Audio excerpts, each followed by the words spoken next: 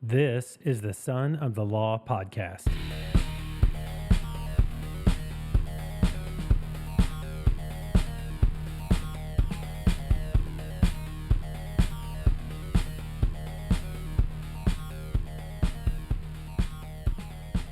Hey everybody, welcome. Welcome to the Son of the Law podcast. I'm your host, Jay Christopher.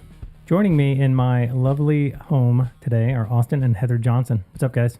Hey, thanks for having us. So glad to have you here. Austin, I didn't even give you a chance to say hello. That was for you, Andy. Throwing it right back to Andy. Yeah, so we met Andy and Austin previously on a episode. It was basically, everyone calls it the Bird episode. It was named The Big Year because The Big Year was the movie that inspired the Bird episode and your bird watching journey, in which case Andy slurped very loudly. Yes. Now Austin's carrying on the tradition. Got to keep it going. That's right. Hey, before we get started here, I just want to thank you all for supporting the show. You are why we do this and what this is all about. Remember, in the next awkward conversation pause, think about us, talk about us with your friends, share the show across all platforms. Find us on social, Son of the Law Podcast on Instagram, or send me a good old-fashioned Gmail, sonofthelaw.podcast@gmail.com. Reminder, we drop every other Monday at 6 a.m. so that drive to work or never miss a Monday workout can be extra special. This episode is brought to you by Complete Auto Service Center. I want to share something close to home, literally. If you're anywhere near Richmond, Missouri, and your vehicle needs attention, there's a place that embodies trust and integrity. Complete Auto Service Center. I've known Mark and Amanda for years, and they make me feel like I'm part of their family. From oil changes to engine replacements, brakes to transmissions, they handle it all with professionalism and care. Their certified techs use quality parts, and they stand behind their work with a 36-month, 36,000-mile warranty. But it's more than just repairs. It's about peace of mind. It's about knowing that your vehicle is in the hands of people who value honesty and excellence. So, if you're seeking a reliable partner for your automotive needs, visit CompleteASC.com or stop by 718 Woolard Boulevard. Let them earn your trust, your business, and your friendship. Complete Auto Service Center. Complete maintenance, complete repairs, complete peace of mind. Austin and Heather, how long have we known one another? When did you move to Lawson? That's what I was going to say. I think it's like 15 years ago now. Yeah. I think I remember your youngest son being 2 years old. Yeah. My youngest son Yeah, being 2. Well, Christopher is Yeah. getting ready to turn 15, so that's 13. Yeah. He wasn't quite 2. He was still in the nursery. Big hair. Yeah, big old hair. Yeah. I remember you called him Tank. Yes. Yep. I always had this grand illusion of what I thought my kids' nicknames would be as they grew up, and they just grew out of them. And I don't know why. I wanted to call them Tank and Pow. And That's great. sometimes people have called Powell Pow and Christopher. It was Tank for a while, but then he's not so tankish anymore. And now Powell's P. Christopher calls Powell Pee-Pee, which is awkward on a few levels. So, yeah, awkward conversation pause. Think about the Son of the Law podcast. 13 years. The new answer. thing for me is when people call him Chris. And I'm like, I think you. Like, I know. people can't call Christopher Chris. Right. Because, I don't know. A girl said the other day, I saw Chris Bollinger walking down the hall at school. And I was like, wait, why was he there? Like, Yeah, what was he doing? and then Nope, I the little one. realized we're talking about a different person. Yeah. Well, he's not so little anymore either. He's like, Yeah. he's almost as tall as me. Very He's like- tall. Yeah, 6 foot tall. Yeah. And his Yeah. personality is taller than that. It is. He's a great kid. Indeed. Yeah. All right, let's talk about you. First of all, thank you for coming today. Yeah. I'm really excited about this conversation. I will pitch it just a bit in the sense that I didn't even know you all were kind of going through some of this stuff. I had heard that you were trying to adopt and do some of these things before, Yeah. but it wasn't until, you kind of find yourself in that moment where you can ask some questions and then you answer, you get a few of the answers and you're like fascinated by the process and everything that you've been going through. And so like, I'm just super excited to learn more personally, but also share with the community. I think this is just an underappreciated, misunderstood field for a lot of reasons, which I think you'll help clarify. But Austin, we talked about you being a birder, also very faith-filled, super competitive. Heather, type A, together. But you're also one of the most soft-hearted persons I've ever met. Oh, And just the way that your two's relationship, is that grammatically correct? The ways that I've observed your relationship have been super encouraging for me because you have like a super traditional marriage, but at the same time, you are really a good example of what loving and serving one another means. And I think that will come out in the way you serve your kids, but also the way you maybe potentially serve your future adopted kid. yeah. Thank you. Thank you. You're also a power couple, like just high standards, great kids. We've talked about Maya being scared by me at my house one time. Also, Ethan developing into a strong young man, genuinely good people in every sense of the word. And we'll talk today more about why. Will you please maybe talk a little bit about yourself again? Maybe you're born, raised, family, how people might know you, ties to Lawson, small town living, and then maybe a fun fact, something people would be surprised to discover. Yeah, I'll go again. Really, probably just repeating myself. But grew up here in Lawson, graduated 2005. Heather and I, we moved back here. Heather didn't move back, but she moved here with me. 2010. Yeah. Back to the community. So since then, our kids have been growing up and been spending a lot of time coaching Ethan in his sports. So he does currently flag football. He'll be playing basketball, plays baseball in the community. So you'll see me out there a lot of times just coaching up the kids. Yeah. And Maya is a volleyball player, man. It's been so much fun watching her. Holy smoke, she's coming. I got a chance to watch her at the tournament recently, and she can hit, serve. She loves it. It's awesome. It's fun. Mama played volleyball too, didn't she? Yes. Yeah. We love volleyball. That's your cue. Okay. Yeah. So yeah, I was born and raised in north of Carrollton, Missouri. So about an hour from here. Grew up on a dairy farm, actually. Farm girl from the start. And I went to school in Carrollton, graduated from Carrollton High School in 2006. Then went on to Missouri Western, did play some volleyball there. And that's when I met Austin, but not because he was at Missouri Western. Actually, I was at Northwest. yeah, we were at 45 rival minutes away. schools. And Right. yeah, so met through some mutual friends, my sister, campus ministry events. Mm-hmm.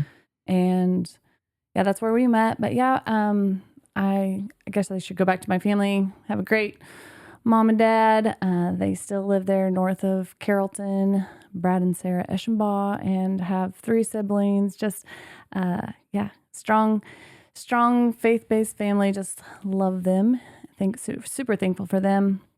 And they probably play a lot into how we got here and our story, and just wanting to grow that in this way of adoption. But around here, like Austin said, when we got married in 2009, we always came to Lawson Baptist. So that's kind of where I really started meeting people. Mm-hmm. And then it's interesting. Austin and I were working with the youth at that point, and eventually, like 8 years later, made the transition to children's ministries there at Lawson Baptist. And now we're working with a lot of the kids that were in the youth group. Now their kids are in children's ministries. Isn't so that is crazy? Such a, full circle moment. But When we brought Christopher up, it was Christopher in the nursery and Presley Dobson. Yeah. Now Presley Gunther, she was working with Christopher in the youth group or in the nursery as a youth.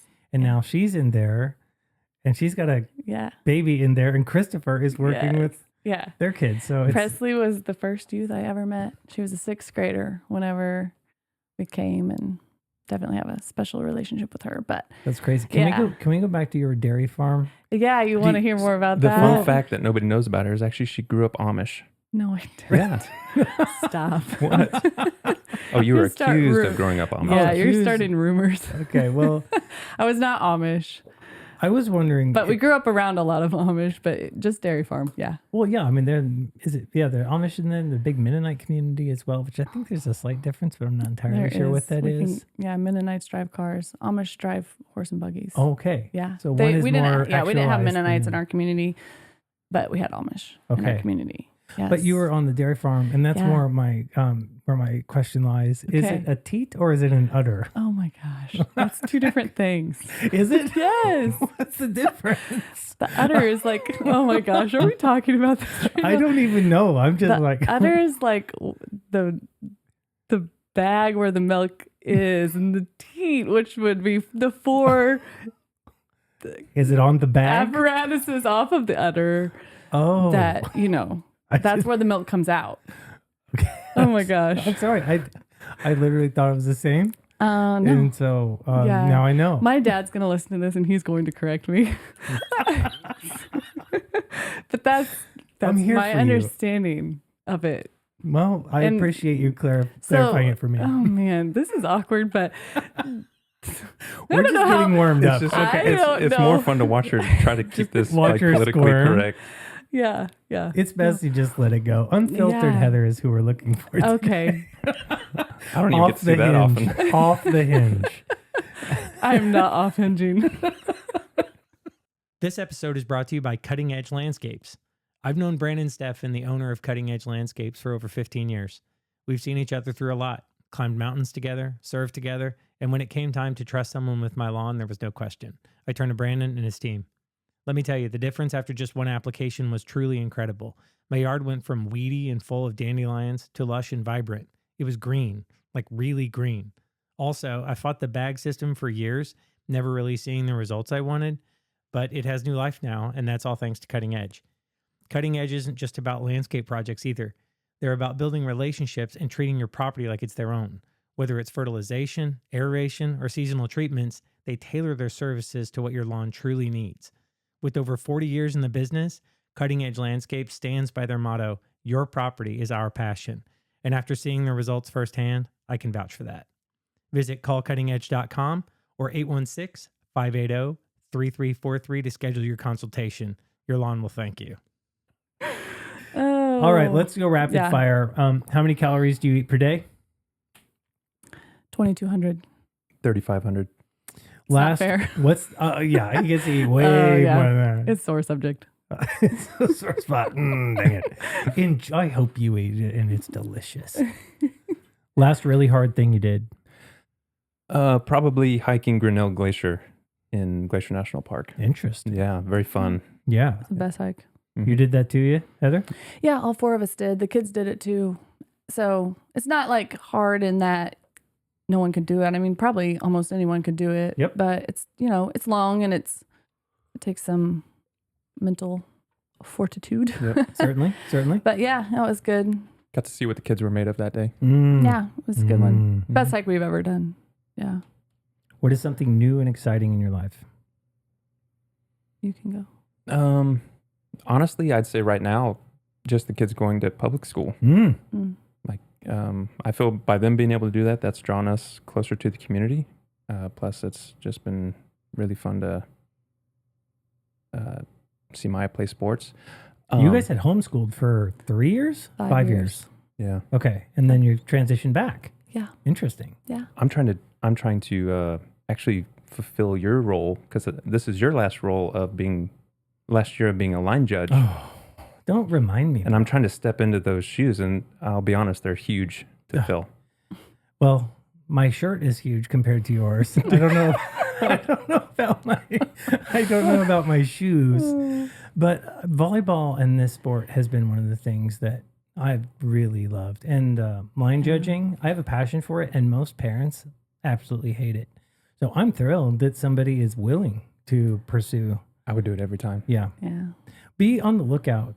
It'll probably be next year. I'll try to do something over the summer, but I might try to partner it with a podcast. I wanted to do a t-shirt called the Lawson High School Line Judging Team. Okay. And the way the design would be, it would be Lawson High School. Line would be very small.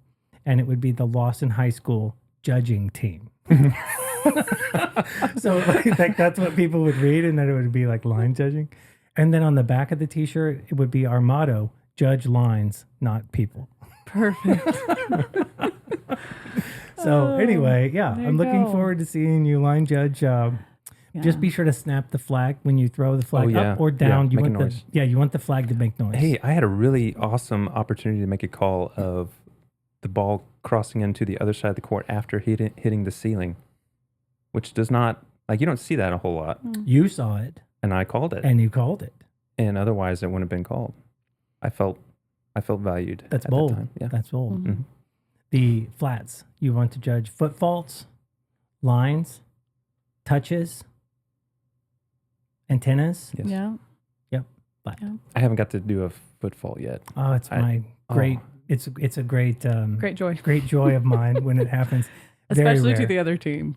Oh yeah. Yeah. Oh yeah. I mean, you're going to call it either way, but it's more fun when it's the other team. Sure, but the thing that's worst is when your daughter Lola, oh man, she hits it so hard, and she hits it long, on the line. I'm judging by like half an inch, Mm. and I got to call it out. Yeah.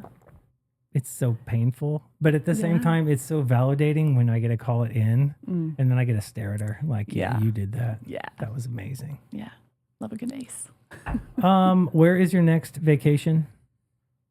I think our next, we'll take family vacations, but the big one we're planning next for the two of us is Northern Europe. Ooh. We did the Mediterranean cruise style. We want to do British Isles, start in London, go up Ooh. Scotland, Ireland, Germany. Enjoy. Something you know about. I do. Yeah. Wonderful. That'll be a Wonderful good one. places. That's our next one. How do you keep your marriage fresh? Hmm. This is a rapid fire question. Yeah. We do a couple of things, though. Like, we'll do vacations, but then we're being intentional about being more frequent about going on dates. But I think something that we both really value is just trying to take as many walks as we can throughout the week. Mm. So That's when we get our talking in. Yeah, that's great. Yeah. Can't talk to me when I lay down at night. I will be She's asleep. Oh, Yeah. Mama You works gotta hard. keep me moving. I gotta keep moving. So yeah, we get all of our talking done. You do a lot of walking with a lot of people. Yeah. I like to walk. I try to get 3 miles in a day, but it doesn't always happen. It's good. going to get harder as it gets dark, especially Yeah. for us, the two of us. and cold. Yeah. Yes, but I've learned recently, and I've been using the phrase often, there's no bad weather, only bad clothing choices. Mm. So you just bundle up More a little layers. bit. More Yeah. layers. Yeah, I make get a lot snuggly. of bad clothing choices. No, you don't. Yes, I do. Well, you've got to show off your pythons. No. I dress for what I want the weather to be, not what the weather is. Mm. And a lot of times I'm wrong. I That's thought you gonna- meant about your style, and I was like, I'd pretty much pick all your clothes out. Yeah, so you I dress don't, me, so it's I fine. don't think you make bad choices. Do we have to talk about something right now? I think it's great. What's something that irritates you?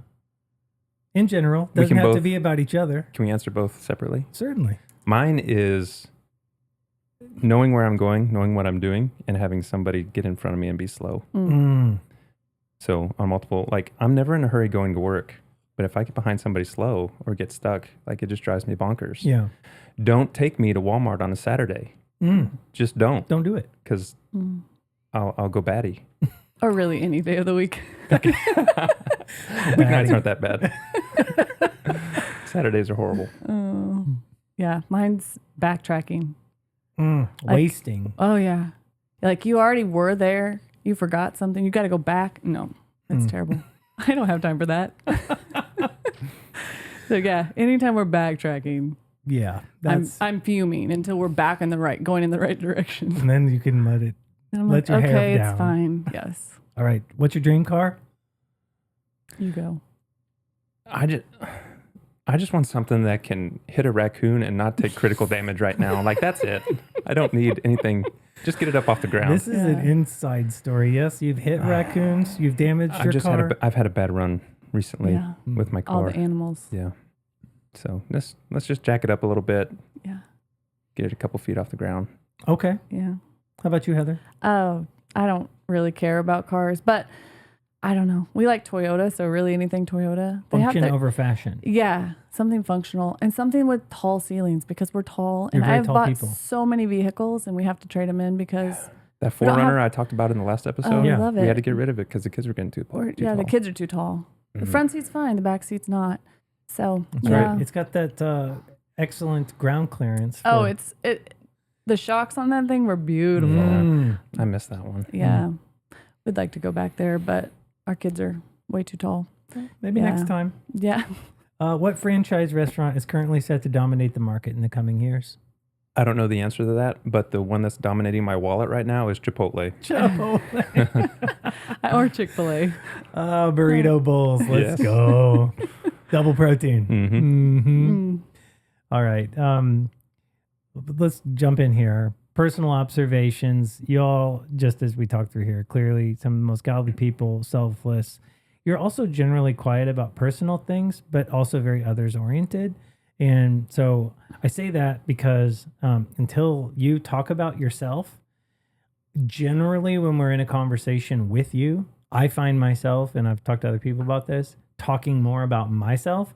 And I walk away going, how did they do that?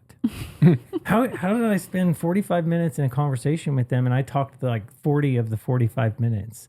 And so I think that's a very cool skill. And so now, because this is my show and I get to put you in that chair, I get to do the talking and you get to do the talking and I get to do the listening and asking questions. So I'm looking forward to that. This journey to adoption has been new to me. Portions of the story, as I have discovered, and I want others to recognize too, have been very frustrating and very costly. But you have had some small victories and some progress along the path. But you also have some very deep convictions here. And I've experienced a very peculiar tenacity watching you guys go after this the way that you have. You're not taking no for an answer. So that's my hopes. Explore the unknown, kind of curiously walk through this adventure together with the audience, pull back the curtain of the adoption process, talk about the details of your story, not just the adoption community as a whole or whatever, but, because you hear people talking and trying to adopt all the time, it's tough and it's unique. And we've already done a lot of laughing. So how long have you been on your adoption journey? Let's go rapid fire here, and then we'll eventually dig into these a little more. Okay, so it's been 35 months. So 3 years next month, November 2022 is when we started the process. How many countries have you explored or applied through? You're going to have to say the exact number Okay, when well, you started. yeah, so initially we considered a list of about 12 countries, but we only applied for one. So Okay. you really have to, and we didn't realize this when we were new to the adoption world. We felt called to adoption, but we didn't know how that worked. Right. And so, we start meeting with agencies and you say, we just feel called to welcome a child that doesn't have a home into our home. Yeah. And they say, well, that's great, but pick a country. Yeah, So- but Yeah. they're very adamant. Like, you're going to pick a country because each program is so unique. Yep. And so you research each country and the different requirements, and you have to narrow it down. Yep. So we've only actually applied to one, and that's Okay. the Philippines. But yeah, we explored, I would say the list was probably about 12 at the time Yeah. of different options. How many children have you matched with? Just one. Okay. One. We yeah. pursued 3. Okay. Yeah, 2 prior. Yeah. So you can pursue, but we've never been matched until now. Okay. Yeah. Paperwork, love it or hate it? That's all Heather's department, Well- unfortunately. Well, it's such a loaded question. So I know this is rapid fire, but obviously I hate it because it's a lot of work, but it's so necessary. And I think we'll get into that further. Sure. So I don't need to go into that now, but love would be a strong word, but it's necessary. Necessary. Yeah, absolutely. What is the most stressful part of this process in just one word? Paperwork. I mean, there's so much That's to awesome. say. There's so much to say. Yeah. What's the most joyful or hopeful moment that you've had so far? Probably a couple weeks ago, whenever Yeah. we got news that we were matched. Yeah. Fantastic. August 25th. What What's the is date? the most biggest myth about adoption that you've encountered so far? I would say for me, I think we both kind of had a different opinion on this, but or experience, most assume that we're adopting a baby. So they'll say, "When is your baby coming home?" Yeah, And yeah. that's not necessarily the case. It's Right. definitely not the case in our situation. But yeah, most people assume if you're going to adopt, you're going to adopt a baby. Okay. Yeah. Yeah. And I think, a lot of times I'll be in conversation with people and they'll say, "You're doing such a great thing. You're saving this child's life or whatever." And that'd be pretty far from the truth. Yeah. I think, I think what we're going to find is that this child is going to change our life Yeah. for the better more than we think, more That's than we know. That's an Yeah. awesome perspective. How about one word that you would use to describe your partner during this journey? Heather is determined.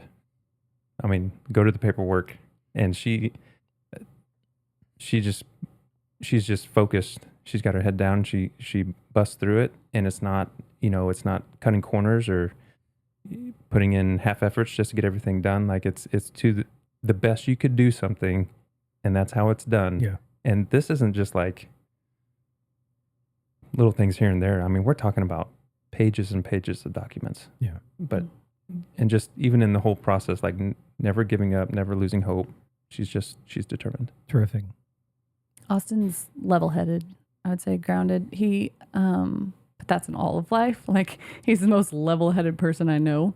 But not just in adoption, but it's definitely been the case here. Whenever you go through the ups and downs, Yeah. it's just really been constant. Yeah, we've talked. Austin has a resting bro face, Mm-hmm. and I didn't think he liked me for the Yeah. first time because You're he not is the so only one. level-headed. Yeah, but now I think he likes me very much. I never thought that, but a lot of people think that. I thought I should throw that out there because I said you're not the only one, but it wasn't me. That's awesome. Okay, so let's jump right in here. The why behind it all. What first inspired you to consider adoption, and then how did that idea evolve into like a commitment? Yeah, so I should probably start because I think this was, and if we're going chronologically, I was definitely the one that was interested in this or called to this first. I think I was a teenager when I first started like feeling like I want to have my own children, but I want to be able to provide a home and love a child who otherwise wouldn't have that experience. As a teenager, Yeah. you were feeling that. Yeah. Wow. And I think I probably, had read stories of other people's experiences. And just, I don't know. We have adoption in our family, not my immediate family. My parents didn't adopt anyone, but we have family members that are adopted. And I think that's just been something that I've felt very passionate about. I feel like the ultimate privilege comes when you have a mom and a dad who love you and provide you felt safety. I know we can't give our kids actual safety, right? We can't do everything, but the felt safety and the security of a loving home and mom and dad, and then take it one step further and just being raised in a Bible believing family who has instilled faith in me from the very beginning. And I just think I just can't not share that, right? Yeah. And there's so many kids that don't get that chance. So I think that's when it started. But even when Austin and I were dating and talking about family, I'm sure it came up in marriage counseling. Like this was always something we've talked about. Mm-hmm. And I don't think it was initially on Austin's heart, but he was never closed off to it. He was always open to it. But I don't know, I hear that testimony for a lot of people that it kind of is placed on the mom's heart first. And that was our story. But yeah, so we started talking about it, but we owned our own kids first. And then there was just a lot of things that didn't keep us from adopting, but just didn't feel right yet. Mm-hmm. And then we finally decided to move forward with that in 2022. But, yeah. Can you, anything to add, Austin? Not in particular. No. Okay. Do you remember the exact moment where you said, "Let's do this"? I do. Yeah. What was that like? So I think it was toward the end of October. We were just kind of spending the evening together and sitting in the living room. This is October 2022. Yeah. And see, Heather was good about this. If we tabled something or we'd have a discussion on something, and up to this point we decided, not yet or no for now. And she would just always be good about coming back around, like, okay, what do you think now? Or what are our thoughts now about this? And she brought it up that night, and it felt different when she brought it up. Like I wasn't in this spot where I felt like, no, not now, or now's not the best time. Because there was a lot of things that, we were bringing up in discussion that were for adoption, like just where we were in life, where our children were, resources that we're able to utilize to help with financials. And 'Cause this ain't cheap. no, Yeah. no. Yeah. There's a lot that's gone into Yeah. that decision. Yeah. And it just, she put it out on the table again. And I just remembered, like, I don't have a reason to say no right now. Very good.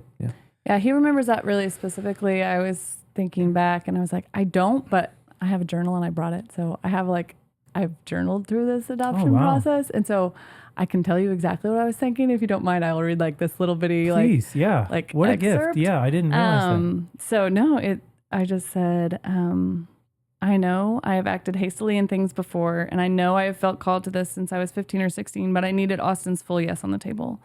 I needed to hear him say it with his own mouth and desire with his own heart. He was on board, and the next day at church, we asked for prayer support in our Sunday school class, and then during the invitation, Austin took my hand, and we prayed together with Pastor Jesse. Tears were streaming for sure. It finally feels real. It finally is happening, and I am so eager to get to the next step. So that's just a little piece of, I guess, what I was feeling at that That is moment beautiful. Yeah. 3 years ago. So Um, yeah. Okay. I'm convinced, right? We talked with Brett last week about his decision to go do something. He went from, I'm not going to do this, I can't do this, to I'm going to go do it. And the older I get, the more I'm convinced that the real work is the decision itself. Same. And then, I 100% agree. yeah. Yes. Why? Just because I've been in similar, not just this situation, but similar situations where, like, how many times in life do people not accomplish something just because they stopped at the first obstacle of their own mind, not believing that they could do it? Yeah. I know exactly what you're talking Yeah. about. So you make that decision to do it, and it's on at that point, right? Then it's just making a plan and executing a plan and everything. But until you say yes, like you say, Heather, put the full yes on the table. It's hard. Okay. And then stop me if I ask anything that's like ignorantly inappropriate, right? Because I don't want to pry here, right? I want to understand your story. So I'll ask a question about, like, you've gone the international route. Yeah. Why didn't you just go, like, right down the street to the local adoption agency, or here in the United States or whatever? Why international? And, like, can you help me through that process? No, I really appreciate that question. It's a good question. Do you want to speak to that first? Yeah, I'll start. Yeah. Well, I think, whenever we read about, in the Bible about caring for the widow and orphan, it's mentioned in many ways, but, if we're really going to get down to specifics, it's not there. And I think if, we try to acutely define what that looks like, it's not really there. Heather, again, being the one initially who was called to do this, like, that's where her heart was, international adoption. Mm-hmm. And there's many people who are called to local adoption. There's many people that, we had, you had the Gillums on here who started out with foster, right? That's right. And that's where they felt called or felt it necessary to start. So to limit it to just one certain aspect, I think we can't really do that, right? Because I think it's where God's calling your heart to go. And I feel like that's where he started with Heather and eventually got to me with. So. Right. Yeah. Very good. Yeah. And I mean, I've heard it said before, and I feel like it's true. Like, I think God called us to that because our kid wasn't in the United States. Mm-hmm. And I know that sounds crazy, but, like, we know now. And I think it will be revealed to us even more in the coming months. Like, this was God's plan all along. And when he pricked my heart at the age of 15, like, I don't know. Sometimes I like to imagine, like, is that when his mom was born? Or was that when his mom, started? Like, there were things happening that were leading up to his birth, right? That, I don't know, sometimes I can geek out on dates and just, we may never know on this side of eternity, but it's just, that's where this little boy, I'm going to have to be really careful. You might have to bleep me out at some point because I can't say we don't want to say his name. So I keep having to say little boy, but We'll call him Juan. no, we won't. Yeah, no, No, because please, no. when you get the findings list, everybody's name is Juan or Juanita. Juan or Juanita, So- but let's Well, not. It's named. For the that's sake not, of discussion, we'll call him Juan. I can't do that. It's just, anyway, That's not his name, Austin. it is true though. They're all Juan or Juanita, but that's. Is it a boy? It is a boy. Okay. Yeah. So we'll have a son, but yeah. So that, and then there's other things that led us in that path, or just kind of affirmed that. Like, a lot of times if you adopt domestically, you either adopt a baby. So you go on a list of thousands of families waiting for a baby, and you could wait for years before a family chooses you, or you could get chosen in a few months. It's just, Wow. I mean, that's the domestic adoption route. If you would like to do foster care, which, like Austin said, we love foster care. We love a lot of people who do foster care. In our situation, and with our kids at the age that they were, and with us homeschooling at the time, like, that wasn't really in the cards for us. Yeah. We weren't going to go the foster route at that point. Maybe in the future, maybe. Like, we don't dislike that program, but it was just that's not what we were being called to at that time. So those are the domestic routes. You can either adopt a baby or adopt through foster, or just foster. Yeah. You don't have to end up with an adoption. But so we've always kind of felt called to older kids. Yep. Obviously love babies, but if there's a true need, I don't want to stand in line with thousands of other families when there are millions of orphans around the world in orphanages just waiting for homes. And so it takes all different people and all different types and all different callings. And ultimately, like, we decided international adoption was where our heart was. And oftentimes you're going to get an older child. And that's just, like I said, there's less of a demand for that. It's harder. And that's just where we felt called. Excellent. Okay. So you started researching, you started looking internationally. Obviously you had to narrow down from 12 countries. Yeah. How did you prepare for that process in that country? And then what factors maybe influenced the decision to go with the Philippines, or, based on the research you'd done? Yeah. Well, initially Heather goes, of these countries, which one should we go with? And I said, the Philippines. Were you serious? That's what came out of my mouth. Okay. I don't, You but we still that was ended his up, knee jerk. that was my knee jerk response. Which but was then, random, because I will be honest, like, I hadn't even really thought about where the Philippines was. I mean, like, and people still ask me, so I don't feel so ridiculous. It's just not a country that we, like, talk about or study a lot or think about. And so, like, I had to remind myself, I'm like, why did you say that? Like, I didn't know anything about the Philippines. Right. And obviously that's changed now, but So for those it was a weird knee jerk reaction. I wasn't expecting that. So for those people who don't know where it is, where is it? And, like, why is that a peculiar place or whatnot here? So it's in, like, South, would be considered the South Pacific. It's Yes. It's near Japan. Okay. It's a Indonesia. it's a series of 7,000 islands. Makes up the Philippines. Near off the coast of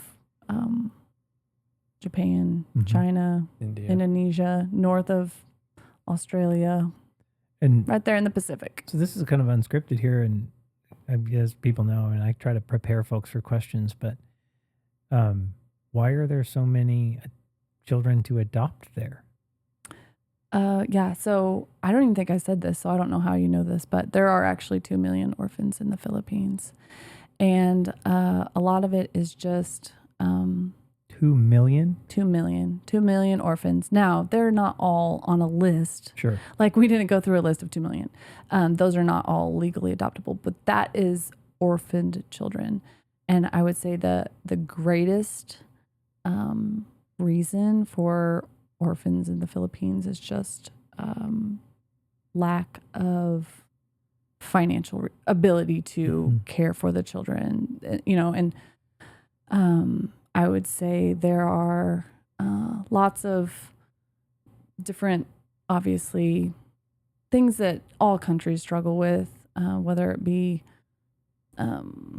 food or abuse. There's trafficking. There's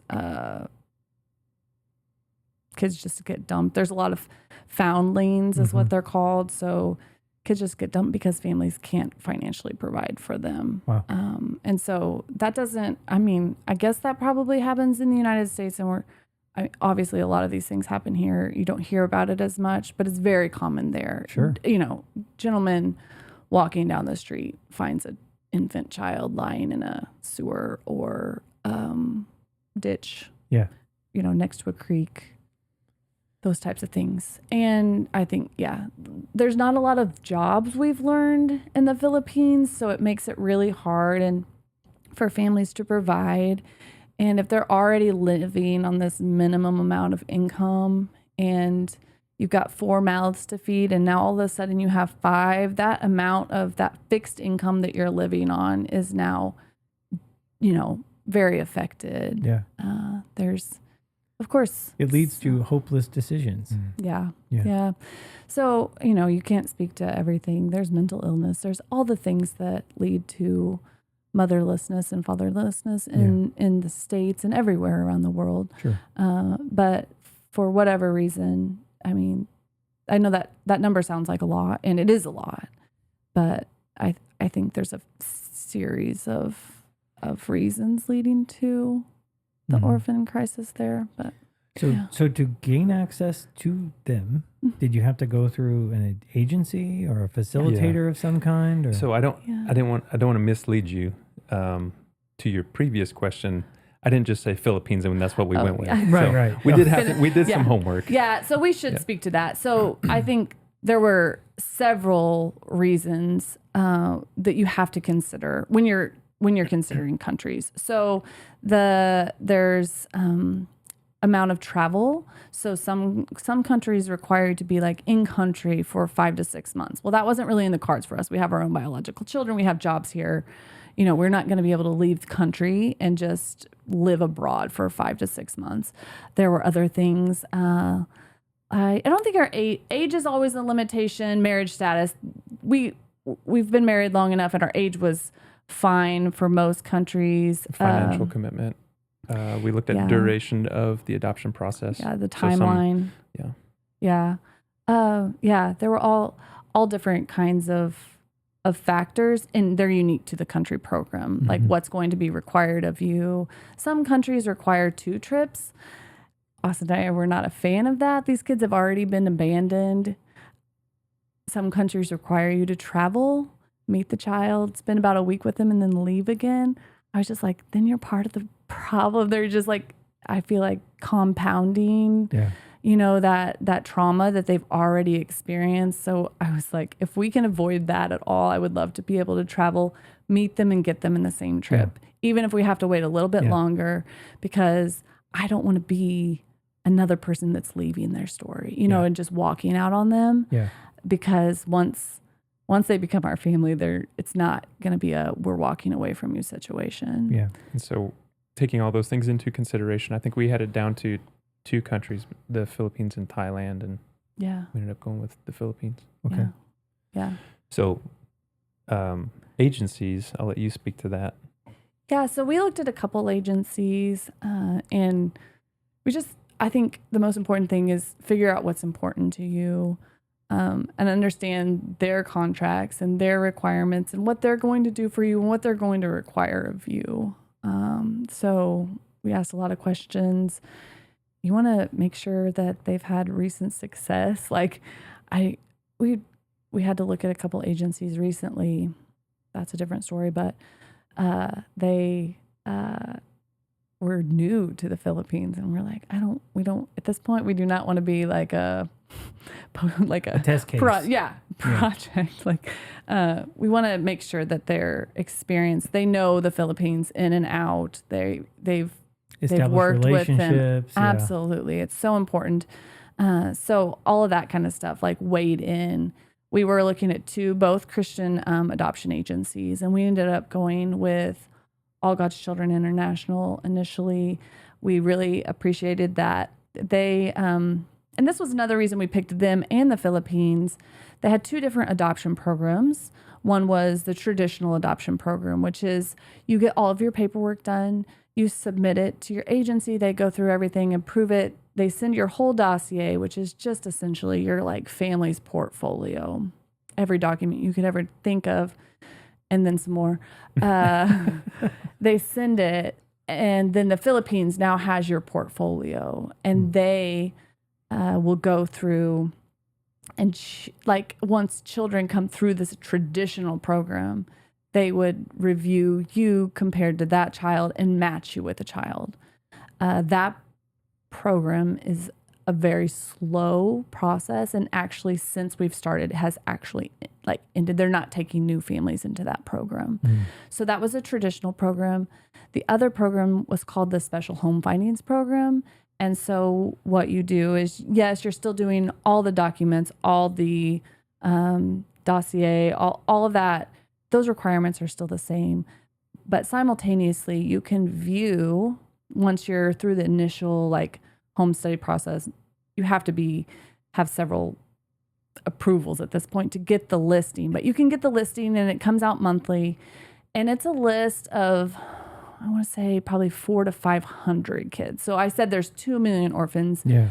There's 400 to 500 on this list, and they are approved to be internationally adopted. So there's a lot of kids that get adopted within their own country. Like, it's not like the Philippines is just like sending all their kids. Like, they are doing a very good job. They're being very diligent about trying to keep kids in their own country, because ultimately that's the best. Sure. But there's not a home for all of them, right? So then there is this need to reach out to other countries. And so they compile this list monthly, and so they will send it out. And what the Special Home Findings listing is there's 3 categories. There's medical needs, so kids with special needs that are deemed medical. There is an older child listing. And so a lot of times they'll be 8 and older, but sometimes even 5 and older. That's considered an older child, because once again, the demand for babies and toddlers is much higher. Many more families qualify and want to adopt younger kids. So there's older kids, medical kids, and then sibling groups. And that's the other 3rd category of children that are the hardest to get adopted, because that's a lot, especially, we saw sibling groups of 6. I mean, how many families can just take 6 kids? And so that's a very limited pool of people who qualify for that. So that is what compiles this Special Home Finding Program. And both of the agencies that we were considering offered both of these programs. It just seemed like at the time AGCI was having quicker turnaround and success. We were, at first, the traditional program, they were like, it will take about 5 years. And Austin and I looked at each other and we're like, Maya will be in high school, which now is almost reality, right? She's an 8th grader now. So a lot has changed in 3 years, but we wanted our kids to be able to be around, grow up, be present and in the home as we brought the next child into our home. And so, so the Special Home Finding Program seemed a little more promising. They were saying, anywhere to 2 to 4 years. And so, and it seemed like we were open to that. We weren't closed off to all medical needs, and we weren't closed off to older kids. We only qualify for kids that are a year younger than Ethan. And so right now, our youngest, Ethan, is 10. So right now we qualify for 9 and under. And so that's actually, that may not sound like a very big range, but that in the adoption world, that's a really good, it's not like we're only looking at 5 kids here. Yeah. Like we have a good ability to meet a need because there's a good chunk of kids that are in that category. So yeah, go ahead. So chronologically, your questions, we want to find the agency first. And then within that agency, they have a list of countries Yeah. Okay. that you pick from. And one of the things that I want you to talk a little bit more about, Heather, is when looking for an agency, you want to make sure that they are Hague accredited. Yes. Hague. Yeah. Yes. And I knew that question was going to come up, and I don't want to do this injustice, but earlier when you asked the paperwork question, and I said I hated it.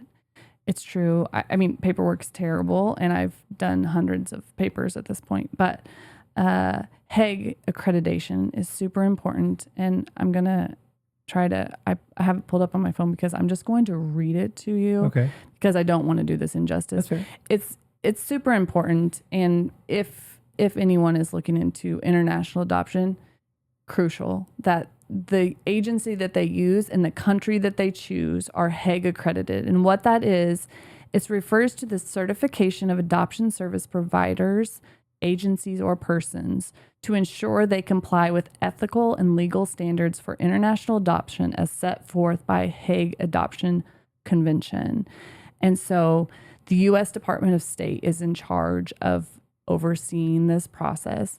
And it just ensures that the process is ethical and transparent, and it prioritizes the child's safety. Yeah. But it also protects the adoptive family. Yeah. So you've heard the horror stories about people sending, $25,000 to a country, and they're like, "Here's your child, but oh yeah, we need another 20,000." Or like, Yeah. it's not transparent. You hear about stories of just nightmarish experiences because Yeah. they're like, we feel called to adopt this child, but now they're putting all these stipulations on. So what this does, That's hijacking. Absolutely. And it's totally unethical. Yeah. And foreign countries, it's no secret. They see American money, they see US anything, and they're like, they see dollar signs, right? And so as a family, you don't want to get taken advantage of. Like you're out here trying to meet a need. You don't want to just be funneling money to the crooks behind, Right. It's child trafficking. Right. And that is a legitimate thing and concern. And so the paperwork is there because everything is standardized and the fees have to be transparent. And when you have a country that is Hague accredited, which the Philippines is, they are going to have to follow the same process for us, the next family, the next family, the next family. Yeah. There's no, oh, we didn't know about this unknown fee and now you need to send us another $15,000. Yeah. So important for any family looking to adopt. But not just that. The reason the paperwork is there is to also protect these kids. And we know, I've said this to many people because they're like, why is it so hard? We know that we're a good family. We know that our intentions are right? We are not perfect, but we know that why we want to bring a child into our home. Bring a kid into a loving, biblical, family-oriented environment, right? We do not want a bad home for any kid, right? Yeah. Like we know that our home is safe, but we want every kid to go to a good home. And so the process is there for a reason, and you can appreciate the paperwork when you know why it's there. And it's just so critical and so important. And so that's why it's a love it and hate it type of situation. So what Austin was mentioning is the Hague accreditation. And it's lengthy. It's a lengthy process. It's hard for agencies to keep it. It's expensive for agencies to keep it. But it's absolutely crucial because it protects the child and the family. And that's, ultimately at the end of the day, like, if you want adoptions to happen the right way, you have to have that protection. Right. But with everything, you kind of live by the sword, die by the sword, right? I mean, as protective as it is for the kid and as ethical as it is, it adds time. It adds, sometimes it can add expense. Yeah. Other times it can add frustration because you're waiting on bureaucracy to do a thing. For sure. You have love that you could give right now. Yeah. And and that's frustrating. Yeah. So let's talk about some of those setbacks. So you've been, you didn't use the word match. Pursued. You used the word pursued. Yeah. With a few kids over this this journey, Mhm. Maybe talk a little bit about that, and then kind of what happened and how it affected you. The first one was probably the longest and the hardest. You know, Mhm. again, we're just wanting to provide a home to a child. And so for us, I don't feel like it's been hard for us to find a child to pursue. This one, and one thing that we've learned is that everybody's adoption process is a unique one. And I think you said that earlier too, Mhm. which is very true. Like everyone that somebody experiences is a unique experience. Sometimes for good and sometimes and to be difficult, you know. So this one was very long and drawn out. I think by the time we found out that we were not matched with this child, it had been 18 months, I believe it was 14 months. 14 Yeah. months. Yeah. Yeah. So what you find on your side is the Philippines agencies, they need paperwork, they need everything done now, Mhm. and then you get to wait. So here we're going to pursue this child. Okay, we need this stuff in 2 weeks. And it's Mhm. not just a couple papers, like the amount of questions that we had to. Yeah. So anytime you start pursuing a child, granted, they already have the whole dossier, but on top of that, anytime you pursue a specific child, you do what is called transition plan. And I say this is like worse than a college thesis. When it was all said and done, it was about 85 pages of typed, single-spaced work. And it's just, how will you care for this child and if this situation occurs? yeah, it's very specific to the child. It's very, very specific to your family. And it is the most random, but also understandable scenarios that they give you. But not just that, researching your local care providers and what services are available in your area. You can see how it would be helpful. It's very difficult and it's very hard. And like Austin was saying, you get 2 weeks. So you're like, okay, here's your 2 weeks. So Go ahead and write a college thesis. Yeah. We hand them all this documentation and then we get to sit and wait.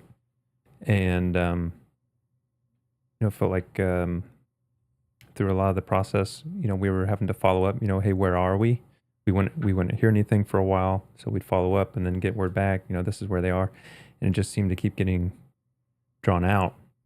And this specific case was unique. And I think we should say this in that about 2.5 weeks after we were matched, or I'm sorry, I shouldn't say that. Once we started pursuing the child, sent all of our documents in, we were locked in. So we weren't matched, but we were committed. Yeah. And what that means, what that also means is the agency that we're with would not allow anybody else within their agency to pursue the child as well. But Okay. other agencies could. Yeah. So there could be 10 families or 20 families from the United States from different agencies pursuing this child.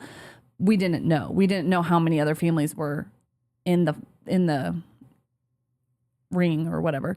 But then once we had sent the paperwork in, his orphanage actually closed.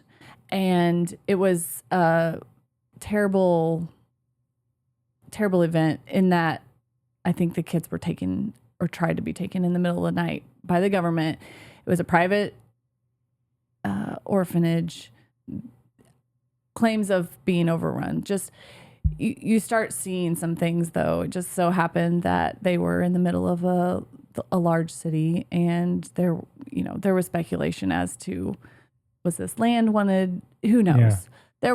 There was stuff going on. We weren't getting a lot of information. We didn't know where this little boy had been taken. So it took us probably 2 or 3 months to even know where he had been transferred to. All the kids were dispersed. And so we finally found out. So this little boy, where he had been transferred to. And then Once they did, they had to redo all of his medical. recreate his case. And this little boy had several medical needs. And so that is not fast. Even if you think about here, getting into specialists takes a long time. Now take that, multiply it times a country that's not the United States. Government, is now in charge and it's an orphan. So not a lot of people, advocating for him. So he's probably at the bottom of the list. So Yeah, it's so going to take very months and months and months for him to get all of these tests redone. And so it was just a really long process. And so we don't really feel like the adoption agency wasn't dragging their feet. The, you know, National Authority for Childcare over in the Philippines wasn't dragging their feet. It was a lengthy process. And so we finally found out we were down to us and another family for him. And there was still several more months before the authority made their decision, which you can pick up there. And ultimately, they this particular child, they chose for him to be matched with the other family because they felt that that particular family had better resources to care for his medical conditions than what we did. Okay. What were the medical conditions? Are you permitted to share at a high level? Yeah, so he had some neurological things that caused significant delays for him, but I don't know that we want to get in too much more than that, but he had some delays and setbacks and things that he was probably going to deal with the rest of his life. The severity of it is really unknown, you know, but we had put our yes on the table and we were like, we are committed to this yes. If this is what God has for us, we will figure it out. Right. When we were going through a list of, and we did have to do that too, we didn't really speak to that, but we had to go through a list of special needs that we felt we were equipped for. Yeah. And I'm not medical by any means, and Austin isn't either, but we have things that we felt like we are equipped to do this. We don't feel equipped to, like, say, have a child who was wheelchair bound. Now, heaven forbid that happened to your own child. Of course you would make conditions, but like, if it was going to require us to, like, buy a new house and move to a completely different area, that was not something we felt like we could, you know, take on. Yeah. And so there were things like that in this listing that we were like, no, we can't take that, but yes, we can take this, and no, we can't take this. So it's a long lot list of this stuff you don't even know. You never heard of. No. You've got to research every single one. Google. What does this even mean? I mean, they just tell you. They're like, just Google it. If you don't know what it means, just Google it. So essentially you just go through this list. And so he had some of the things that we felt we could handle. But then when you get the no, and you're like, as heartbreaking as that is, because you've waited for 14 months. Yeah. You just have some amount. I'm probably jumping ahead because I think we were going to talk about this, but you have peace knowing that, like, God did that. Like, that's God's plan. Yeah. And that child now has a home. He has a home, and that's the goal, right? So it stinks and it hurts so bad, mostly because, like, you're like, okay, that just was a 14-month waiting process. And you feel like, is that what the next one's going to be like? Yeah. Like, how long are we in this? And now the 5-year thing starts making a lot of sense. You're like, oh, I see how this can easily get to 5 years. And for us, as far as, like, dealing with that was like, and the same on the next one, it just felt like, and I remember saying it to our son because he really struggled because he would get emotionally attached. Like, these were going to be his brothers, right? And we've included them in everything. We've chosen to do that. We're open books. We talk about everything. We don't keep things from them, which means in the grief process that you go through, they go through that too. Yeah. And sometimes harder because in a kid's mind, like, it's harder to understand. And I was like, buddy, look, God's not going to put the wrong kid in our family. Yeah. And so we have to trust that if he says no to us, that this is good, that we have to. And so I've had resolve like that the whole time. Like, there's no chance that God's plan is going to be thwarted. Like, we can't mess it up. We just have to keep walking. We just have to keep taking the next step. Yep. And absolutely, this is sad, but we can rejoice knowing that this little boy is going to a family who can meet his needs. Yeah. And we keep plugging because we're one step closer to meeting our child that is supposed to be in our family. Yeah. So. Which was, it was very interesting because I had the same feeling toward it whenever we got the news. And a lot of times we get this news while I'm at work or something. So I get it over a text or a call. And, but wanting to be the caring, loving husband, I'm like, I'm sorry, just thinking about what she could be feeling or going through. And she's like, no, it's okay. And it's like, oh, well, What about my feelings? Okay. You know? I'm mad. Yeah.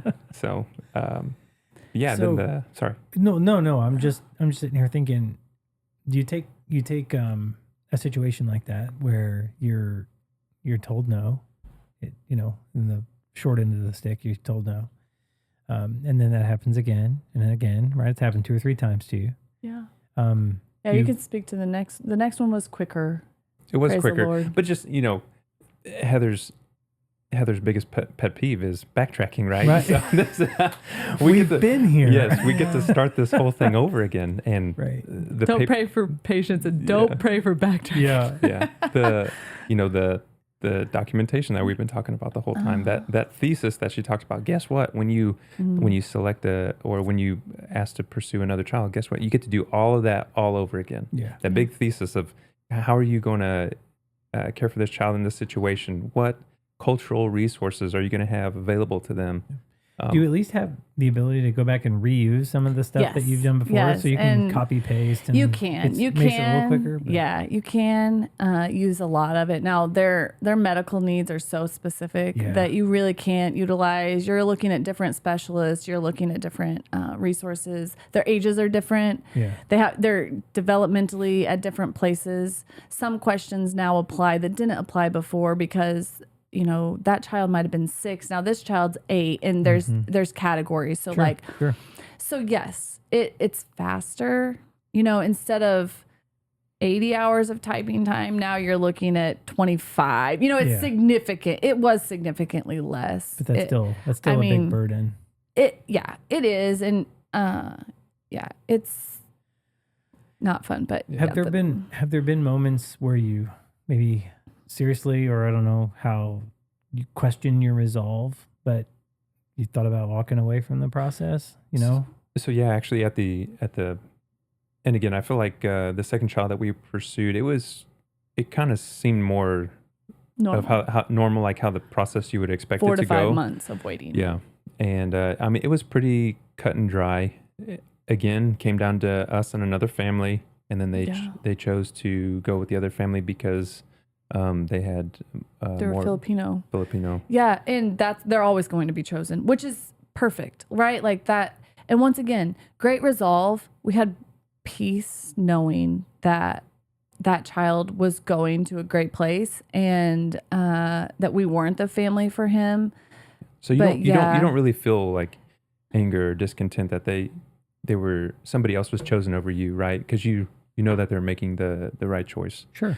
But we did start questioning, like, right? Because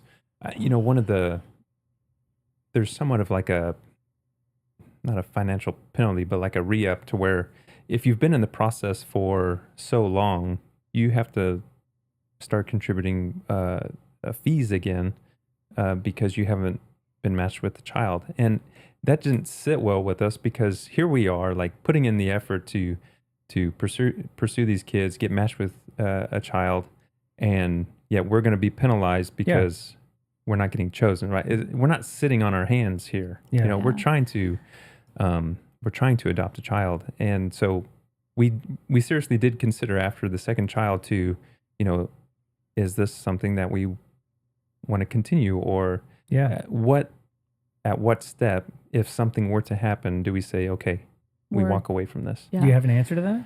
Well, Or what pulled you through those times? yeah. So I think one, we were super frustrated, and we still felt like this was what God had for us, but we started asking tougher questions, right? And we started communicating, like, okay, like, is there something we should be doing differently? And we start asking those questions to the agency. And luckily, they were super supportive of us, and they reached out to the Philippines and kind of got their feedback. So like, is there something in our case that we need to change, whatever? And the Philippines essentially was just like, no, we really want them to stay in the program. And in fact, they started like helping, which you're like, why don't you do this from the beginning? Yeah. But they started giving us some like insight information that would be so helpful if you had it at the beginning, such as like they took our dossier and they're like, we're going to start pre-approving you right now. So instead of waiting to be matched with a child, send us your dossier now. We're going to start that process. So they had all of our documents, which just kind of has two things working simultaneously. And then they send us, instead of us looking through a long list of children and picking ourselves, they gave us a small list of children who had been in the program for a while and they didn't have anybody pursuing them and actively. That matched our criteria. Like they Yes. felt like, here's 3 kids that we feel like would be a great match for your family, and no one else is pursuing them, which is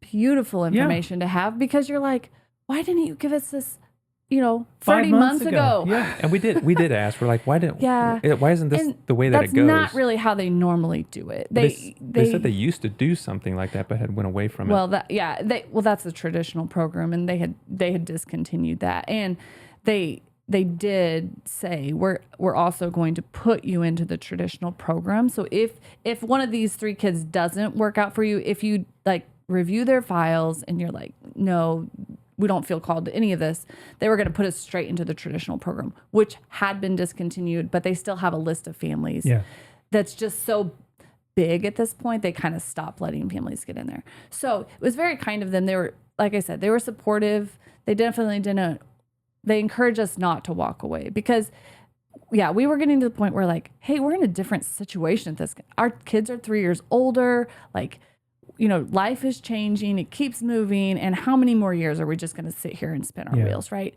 So getting that information kind of gave us that little push that we needed to say, okay, we can do this. And so actually the 3 children's names that they sent us, we only looked at one, and he was the one we ended up pursuing. Okay. And we just felt good about it.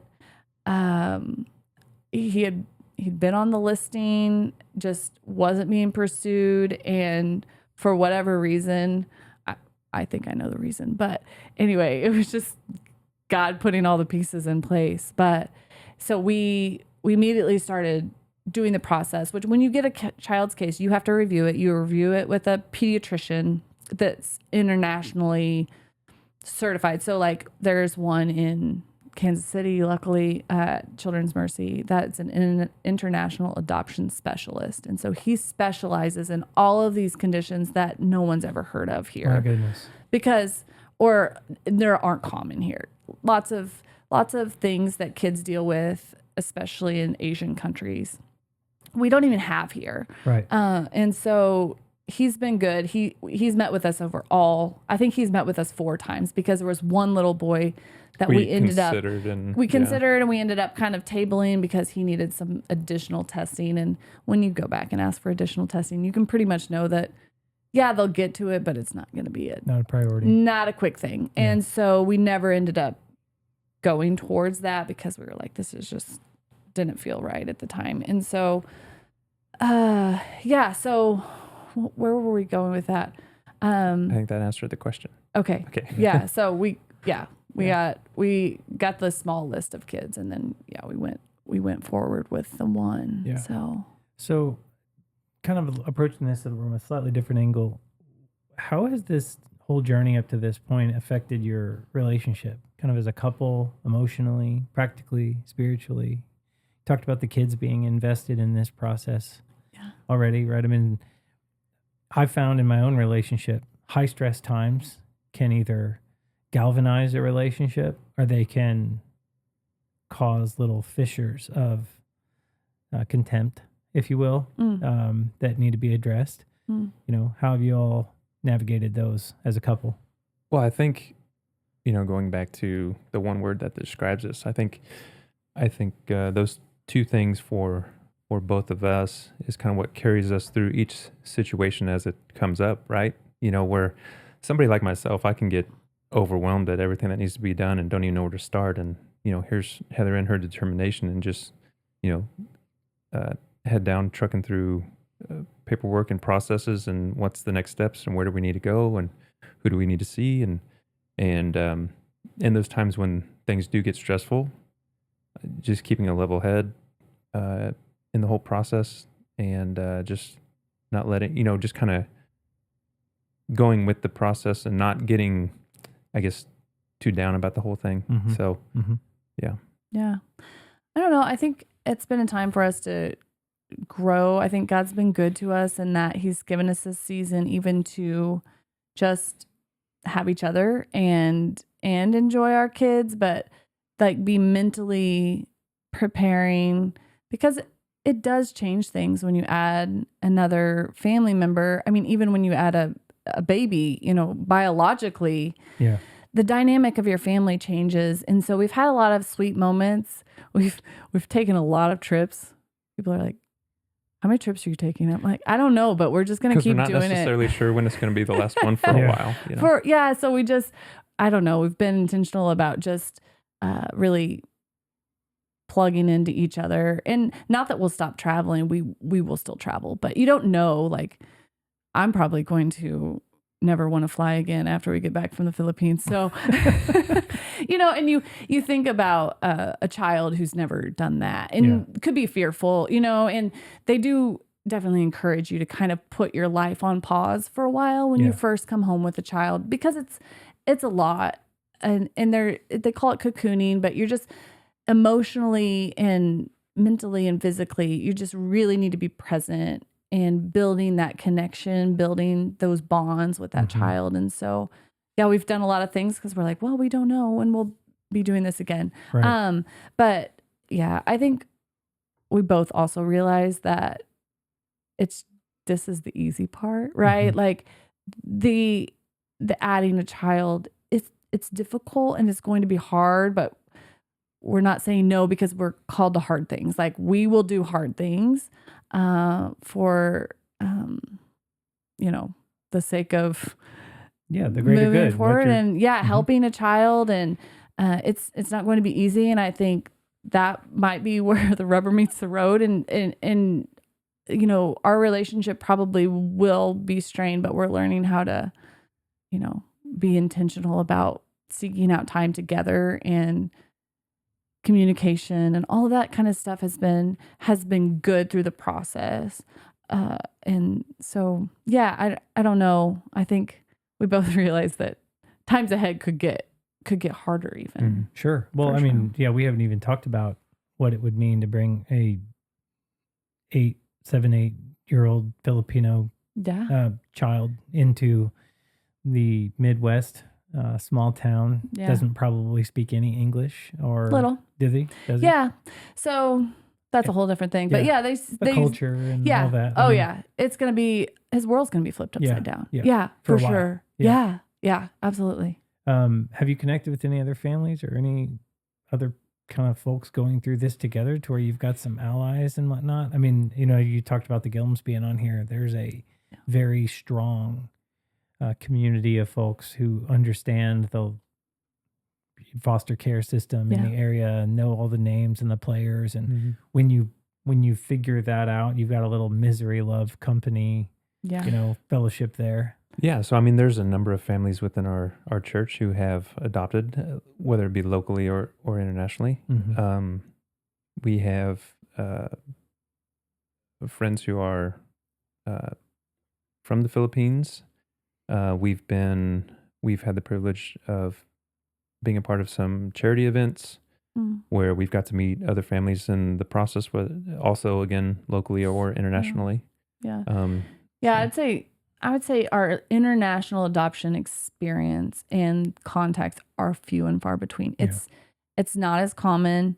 And so I would love to be able to advocate for that and be a source of encouragement to families if they choose to go through that, because I do feel like that's more limited. And maybe it's just because of where we're at. Maybe we haven't reached out to the right people, but I don't know a lot of people. I know more people who did it like 15 or 20 years ago who were adopting internationally. It's lesser now. And much has changed. For what, there's a lot. Yeah. And it's so hard because, you know, you hear about the people that were adopting 15 or 20 years ago, and they just like essentially waltzed over to Russia and picked up 2 kids and came back. Like, it was so unregulated. I mean, Hague wasn't a thing then. And it's so different. It's hard to listen to their stories and have anything to relate on other than, oh, you have an international child in your home, or did. Now they've probably already grown. That's most great, of those but kids. you have no idea what I'm going through. Well, yeah, and it's not so much that, it's just like you can't really seek advice, or like you can't say, hey, what'd you do in this situation? Because we're struggling here. Like, what's the next step? But I think probably the greatest support that at least I've had is just from a really close friend, somebody who, like, when these events come up, that I can just let it out with, you know. And they don't. It's not my expectation for them to understand or you know, to have the point of empathy where they're in the hole with me, but I just somebody to hear me. Yeah. And you know, he's been a good sounding board and a good friend during this time. So That's good. That's good. Let's talk about the financial side, practical realities of this that you've gone through. We've kind of alluded to fees and different things, but it's not just emotional, you know. It's not just we're looking for a child because we have a lot of love to give. And while that's true, it's also legal, logistical, often very expensive. How have you navigated the financial side of things here? Like, is this I know because we've shared a few comments, it ain't cheap, but you guys have maybe received some sort of bonus or sort of thing, grant. Yeah. So depending on the country that you go with, and again, those were some of the factors that we looked into when choosing a country. Between the countries that we had to choose from, I want to say it was like $25,000 to $65,000. Sometimes it'll be upwards of 80. It's really a depends. big range. It's a big range. Right. But $25,000 on the low end is still a lot of money. Mm-hmm. And this is not insurable costs, right? This is cash out of your pocket. Right. Yeah. Yeah. I think the money can be overwhelming to people at first, which is why you should look at it in a responsible type way. You shouldn't just say, like, dive in and not have any sort of plan. But also, you have to understand that people said it over and over as I would listen to adoption podcasts and just have conversations with people. Like, God just takes care of it. And he and that's definitely been the case. Like, you can, you know, there's grants out there, there's subsidies. Austin had a work subsidy that, like, had we pursued this 3 years or 4 years sooner, that wouldn't have been a thing. But he just happened to, right? Just happened to. I just feel like God's hands all over it. But he gets a job at a company where they're like, we give you a $10,000 adoption grant. Like, no questions asked. As soon as you pay the bills, here's your amount, right? And so that was a huge blessing that we didn't know, and definitely didn't know when Austin took the job. It just happened to be a benefit that was kind of buried in there. Like, they're committed to helping families grow. And so sometimes that looks like IVF and sometimes that looks like adoption. And for us, that helped us with adoption. And so that was cool. Yeah, there's subsidies, savings. But I think the most important thing that people know is, yes, it's expensive, but it doesn't come all at once. You do not write a check at the very beginning for the lump sum, right? And so, yeah, you throw some savings at it, and then in our case, you know, you get some subsidy money from an employer, and that covers the next bit because you're, like, reimbursing yourself there. Now you've got some cushion to wade through the next round of bills. And then we received a local grant from a church, and that's kind of the event that Austin was talking about, where we got to do some networking with some people at this charity fundraiser. Like, it's just a church in Lee Summit that just is passionate about helping people adopt. Wow. And it was extremely strange. I think we applied for like a $500 grant when we first started, like 3 years ago. And then this year we were actually on a cruise. We were on a vacation, and I get this voicemail, and I just assumed because I was offshore, like I didn't have my phone on, that they had left a voicemail. Well, he said, actually, we left everyone voicemails. It was a canned message. Yeah. But essentially what they were doing was reaching out to families who were in their network and saying, hey, we have this event coming up. Please apply for this $5,000 grant or scholarship that we're like fund that we want families to apply for this. And so we did, and we were blessed to receive that. And so that's awesome. So like things have just kind of come along the way. Yeah. I think, yeah. And like I said, it just doesn't all come at once. So If that's you a are- blessing. If you are or have considered adoption, and the biggest thing from keeping you from saying yes is the financial aspect, don't let that be the reason that Yeah. you don't. And in the same sense of earlier when you said like part of it is just the mental aspect of saying yes, right? Right. Because once you have declared it yourself, like, okay, now we can start making things move forward and Right. and put the pieces together, right? Yeah. And it's like where there's a will, there's a way. Like if But you're determined to do it, like, If you expect to have all the answers at the beginning, no, you won't. Yeah. It's too much. Yeah. Yeah. You have to take it. And it's overwhelming. Yes. And if you think about, $25,000 to $60,000, well, I don't have that, so I'm out, right? That's the mental Yeah. block that we're talking through. one Yeah. piece, one step at a time. Yeah. Yeah. There's tax things. There, credits that a lot of times you don't see until you bring the child home, but it's there for people who need that as an option, There's loans, praise the Lord. We haven't had to go that route, but there's a lot of times tax-free loans or interest-free loans. Yeah. Not tax-free, that are available for families that want to go that route. Like I said, tons of adoption agents or foundations and different things where people just want to help because it's their heart and God's given them a platform to do so. Yeah. And so, the Stephen Curtis Chapman, there's a Show Hope. That one's amazing. And we applied for that, and that was kind of a cool part of our story because I remember, and it might have even been his story, was the first time he adopted 3 girls from China, and I remember reading his story in a Christian magazine, and that might have even been when the wheels started turning. And so we applied for that, we received that. So there's so many ways that people are out there who want to help because they know that this has blessed their life and they want to see it bless other people's lives too. And they know that there's a need. So That's awesome. yeah.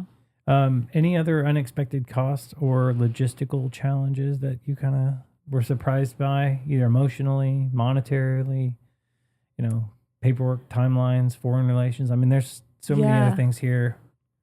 Well, I think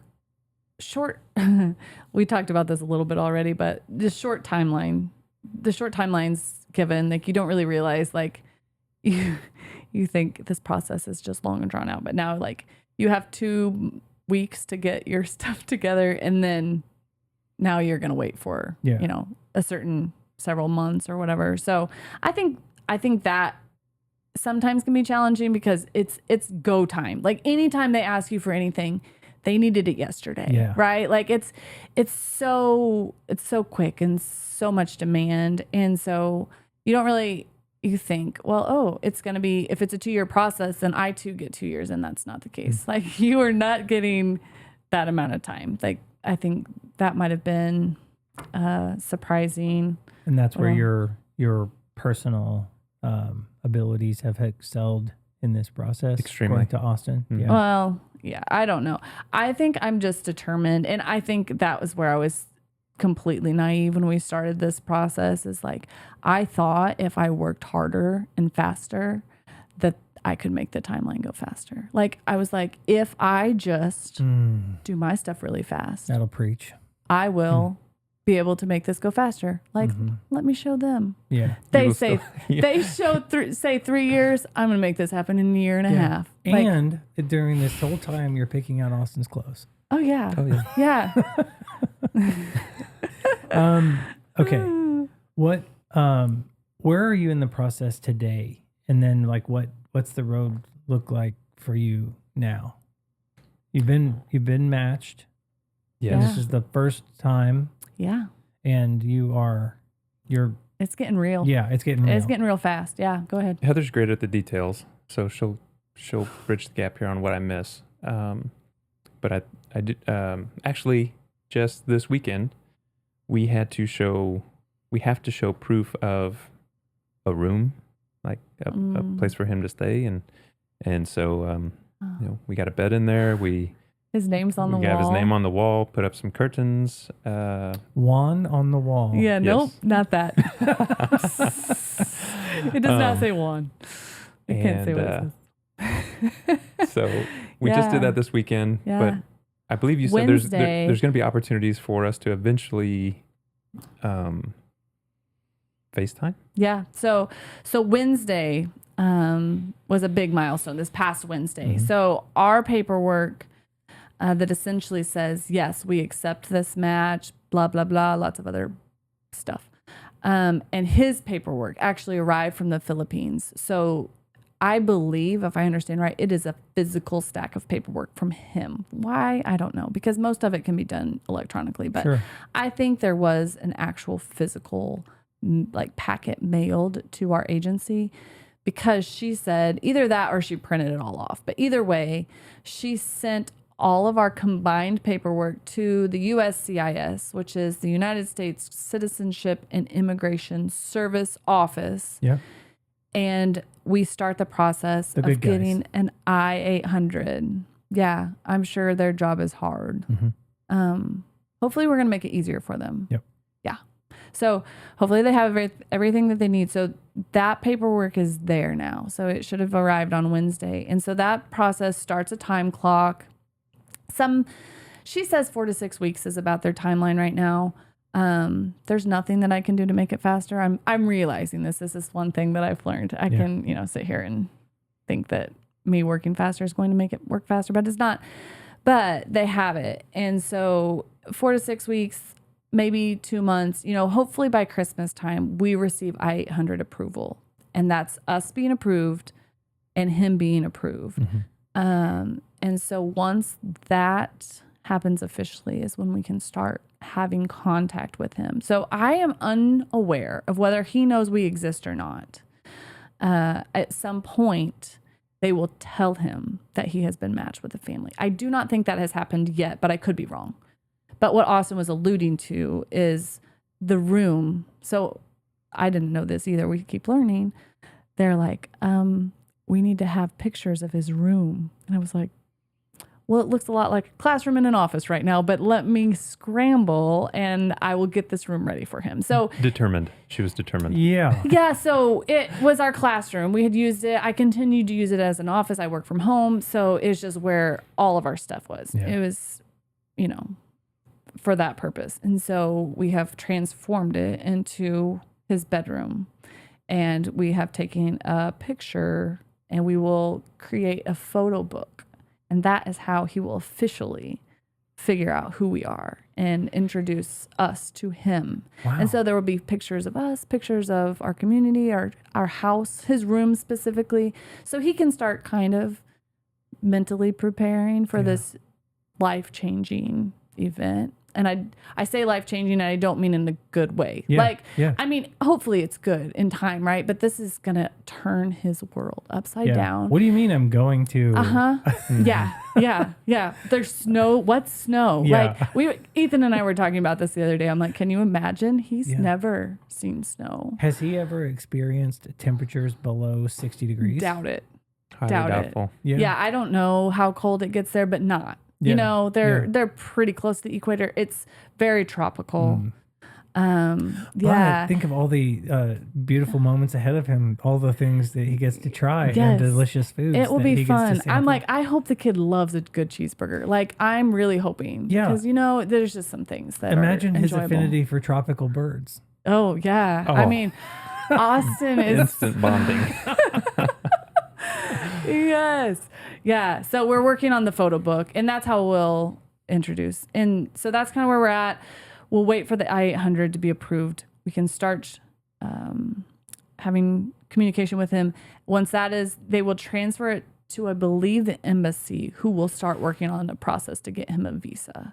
So then he'll get a visa, and then you can speak to the next. Yeah, the agency we're with now, and that was another story that we haven't told, but we are currently with a different agency not because we gave up on the other one, but that AGCI chose to no longer do international adoption. So we had to they gave us we had to scramble. They gave us 4 options to go with, prayerfully considered the best one, and so we're currently with a different one, but feel like they have been very good and strong advocates for us. The person who's been working with us in our new agency, like, she's been to the orphanage that this boy is currently located. Wow. She actually took pictures years ago and then showed us the pictures of the orphanage, and he was in the picture. Yeah, we found him. Yeah, so we have pictures of him when he was 2 now. Oh my gosh. And not canned pictures of him, like profile pictures like you normally see, like him playing. She took a picture of a hallway. Yeah. There's a group of kids in the hallway, and he happened to be in there. Yeah. He's just there. And so, like, I have now those pictures in my phone, and you know how they chronologically place based on when they were taken. And so, like, here's a picture of him, and then the next picture is like Maya going to her first day of first grade, maybe, or something. It's weird. Yeah. Yeah. So you can kind of like figure out, I think, yeah, or it might have been Ethan's first day of preschool. I don't know, but it was right before COVID. So it was probably right around that time. Yeah. But so this lady, she's very familiar with the Philippines, strong advocate for us, knows people there, and she's optimistic. I mean, doesn't mean that this is what it's going to be, but optimistic that it could be spring when we're in the Philippines. Yeah. Yeah.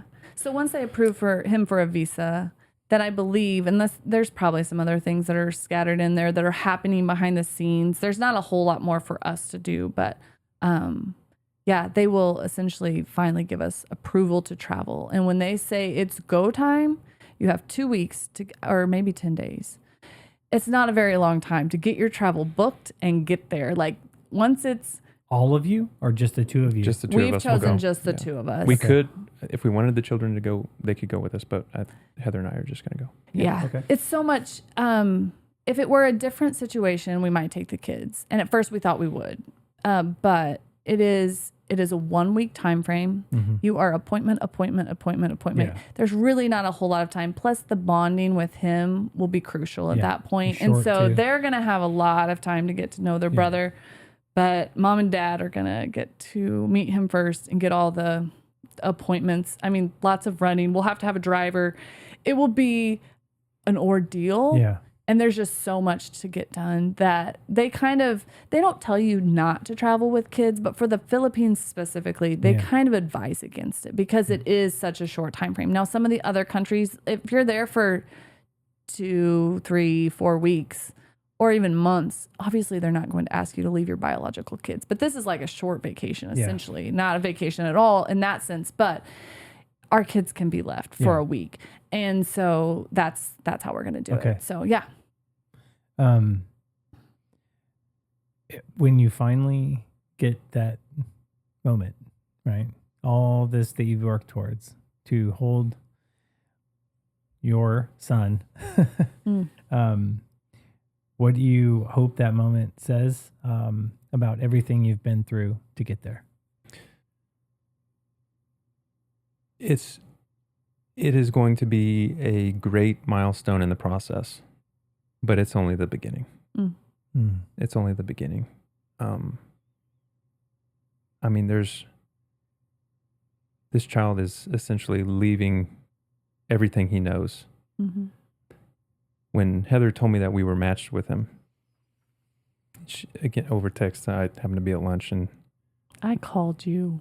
I'm sorry. So this was a different, I'm sorry. This was a different situation. I did not text you. So later, that seems so impersonal. I apologize.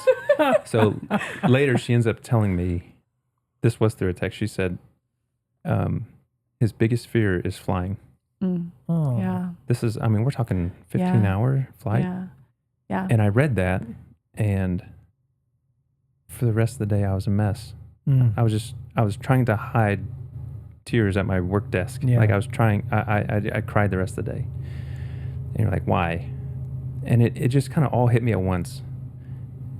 This person is leaving behind everything he knows. Yeah. Any felt safety that he's had, the people who bring him safety and security, he's walking away from a culture, the culture that he knows, he's leaving behind. Yeah. And then he's essentially going to experience his greatest fear alone. Yeah. With two random strangers. Yeah. Thank you for that perspective, because I had pitched that question and framed that question as if were entirely about you. And that is, I'm just realizing, was a mistake. Well, No. it's not a rare mistake. It's fair, but it's so true, and it's a different perspective, because it really should never be about us. Certainly. That's because what, that's what I'm feeling. it is. But I mean, I get it, right? And it comes from a good place, but it really isn't about us. Yeah. And so that whole experience, and however he chooses to respond in that moment, whether when we meet him or when we step onto this plane together, is completely justified. Yeah. He could have a complete meltdown and just go nuts for 15 hours. And I couldn't disagree with him. Yeah. Or like you get this picture of a young child who is scared, has tears streaming from his face, but knows like this is the best thing, and he wipes it away and takes the first step. I would love for that to be the case, but I mean it'd be wrong to have that expectation. Yeah. Yeah. Also, I already find myself, coming to his defense, right? So when he comes here, and we're going to try to do our best to keep the Filipino culture within our home and give him opportunities to celebrate his culture. But at the end of the day, I can't necessarily control the responses people are going to have toward him and our family. Sure. We will no longer be a traditional family in the sense. So, what kind of looks or stares or questions are we going to get in public? What kind of, in the event that he, if he chooses to play sports or eventually go to school, like what is he going to face? And I already find myself wanting to come to his defense. Yeah. So and man, help me understand a few of those things you might consider. You say the looks or the stares, right? You have how tall are you, Heather? 6 foot. You guys are 6 foot tall, 6'1", and you've got a tiny Filipino boy. Probably won't be 6 feet. Yeah. With you, right? So there's a juxtaposition there that will likely be addressed. Are there stereotypes that you're concerned with, right? Like I'm just thinking about marginalized people groups and it's social race issues that we've had in the last 5 years. I mean, are those the types of things you're thinking through to ride to his defense? Or are you just thinking about like bullying and stuff like that? Yeah, sometimes it's just more simple, right? Okay. We're in rural Missouri. Yeah. Sit down at anybody's kitchen table or any restaurant, and I would venture to say that he probably will not fit, quote unquote, the mold. Yeah. Right. Yeah. Which I feel like would naturally draw some attention. Yeah. And and we don't hold anything against anybody for this. There's just people that aren't aware, or they just don't have a complete education about the whole thing. So they might come to it not meaning to be hurtful or disrespectful, but might ask something that isn't very sensitive to the situation, or might be more offensive to him that they may not have intended to do. Yeah, and a lot of times we just want to protect his story and treat it the way it should be treated, with respect, and his family story, and sometimes people can ask things that even maybe right in front of him, which we have to prepare our answers. We have to know how we're going to handle those kinds of situations. And you just have to kind of be ready for anything because you really don't know. And a lot of times people don't mean to, they're coming from a good place. Sure. But it's, I mean, we've already had conversations. We haven't even brought him home yet. And we've already had conversations with people that would probably be deemed insensitive. Sure. And so just being able to answer that, I kind of mentioned it a little bit earlier, like, oh, you're saving this child. Like, no, that couldn't be anything farther from the truth or, things like that. But I don't know. Did you have anything pertaining to that question about when we meet him for the first time? I thought you did. Yeah, I think I was just going to say, like, my expectations for that moment are low because like you said earlier, however he responds is understandable and completely, justifiable. Yeah. But it will be one of the greatest moments of our life and quite possibly one of the most difficult for his. Sure. And I think from that moment we build, right? We build trust, we build relationship, we love him the best we can. And it only hopefully will translate to earned trust and, felt safety and all of those things that kids deserve. But that's not what that moment's going to be like at all. Yeah. And so we have low expectations because honestly, in some of the classes, and that's another thing we're doing right now, lots of classes we have to do online. We did our first round when we were preparing and 3 years ago, we did our first round of courses. Now we're in our 200 level courses and we have about 5 left to finish by the end of the year. And one of the things they talk about is, what we want is like a big warm bear hug and we just want them to immediately flip. And sometimes that is a warning sign, and normal people wouldn't think about this, but it's a warning sign that if they that easily attach to people, they probably have an attachment problem or an attachment disorder, which is a real thing. And for kids that so we're hoping that he has positive attachment with his caregivers and that it's actually hard for him to say goodbye because that's actually healthy. Yeah. If he walks out of a place where he's lived his whole life, we didn't talk about this, but he has been there since he was 15 days old. Oh my gosh. If he walks out of there and doesn't feel anything, that's scary. Yeah. Right.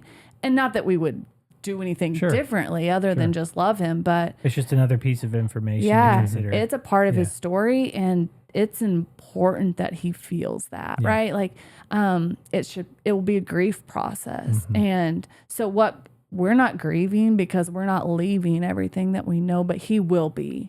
And so, I pray that he can, have some sort of, resolve with the situation. We're going to try to make it as positive of an experience as we can, try to take in as much of the culture in those few days that we're there, take a lot of pictures, celebrate the people that have loved him and cared for him and his friends. I mean, I'm sure he's friends with those kids that he's lived with. And they say, in some of his paperwork that he's watched, some of his friends get adopted and that he is excited about having a family of his own, but he's scared too. Yeah. Right. And then the comment in there that his biggest fear is riding in an airplane. Like, we don't know where that came from. Did they ask a kid on a random day, like, what's your biggest fear? And our kids would be like, well, let me think about it. I don't know exactly. And then did that come up, or is he actually like fearful of riding in an airplane? Right. Yeah. And is this something that keeps him awake at night? So we don't know to what extent that like fear is, but it's going to be an adventure for us, but we just need to make him feel as safe as we can.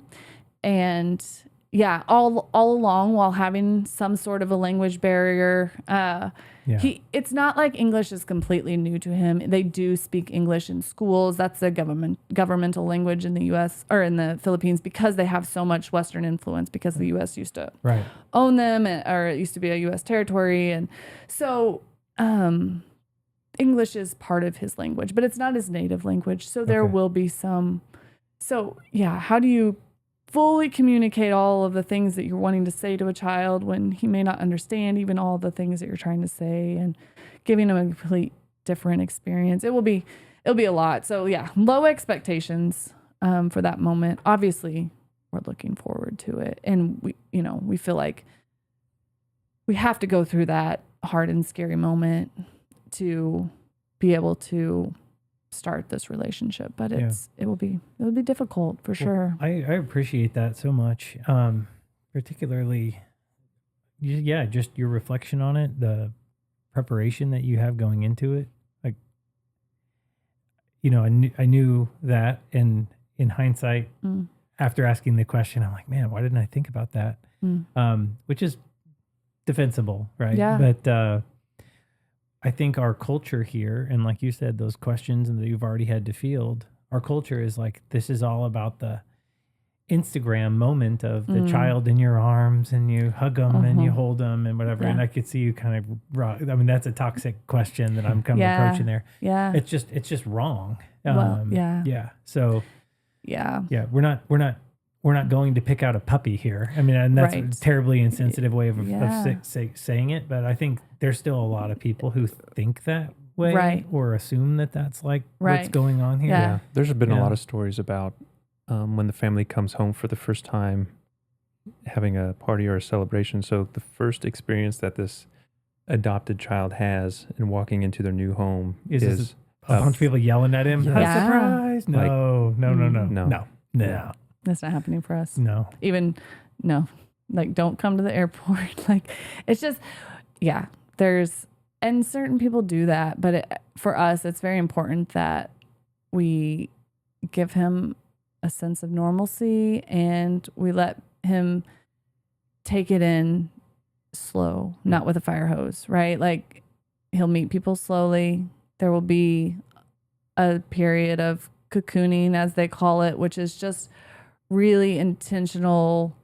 You kind of shut the rest of the world out for weeks and just kind of try. And it's going to present its challenges, right? Our kids aren't homeschooled anymore, and they were when we started this process, and what that's going to look like. And, we'll figure all of that out. But we want to make sure that it's not overwhelming.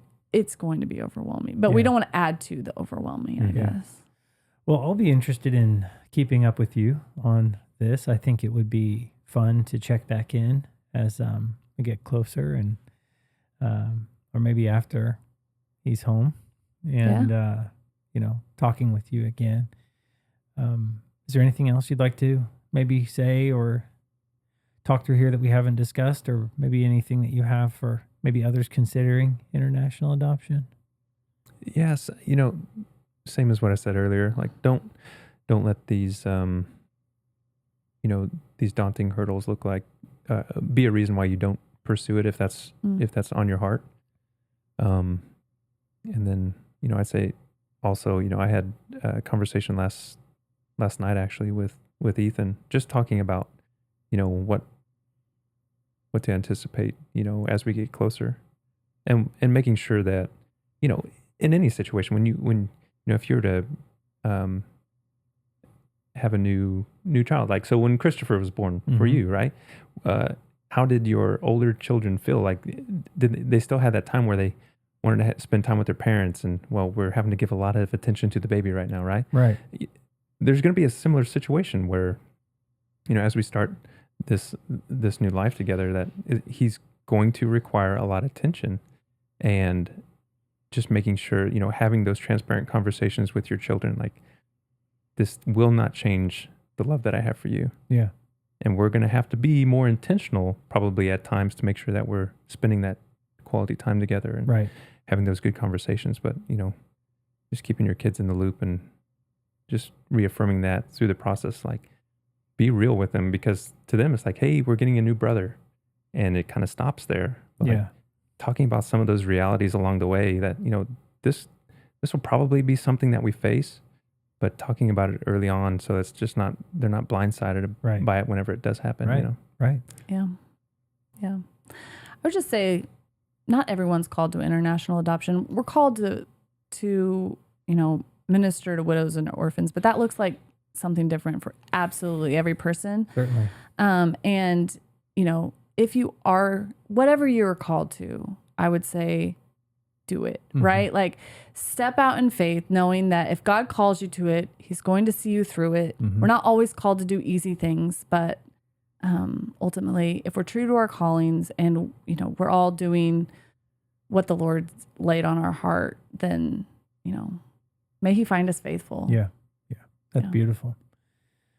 All right. Well, I am so thankful that you all made some time to come talk today. So encouraged by your journey and this process. I've learned a ton, and, you know, I knew a lot about it before, but, you know, it's evidenced by some of my rookie questions. I can tell I still have a lot left to learn. That's good. I think it's exciting, and I'm excited to meet. Don't say I'm not doing it. I watched somebody. You know, when people call Christopher Chris and whatnot, right? It's like it's all I can do not to correct them, and it's like, no, that's how he's going to be named. Like that's how people are going to see it. It doesn't bother him, whatever. But I'm not going to tell a mama what her son's name is. It's good. It's all good. No, we made it through without slipping his name. So he has a beautiful name. Wonderful. And I can't wait for you to meet him. Awesome. All right, everybody. Thank you very much. This has been the Son of the Law podcast, and have a great day.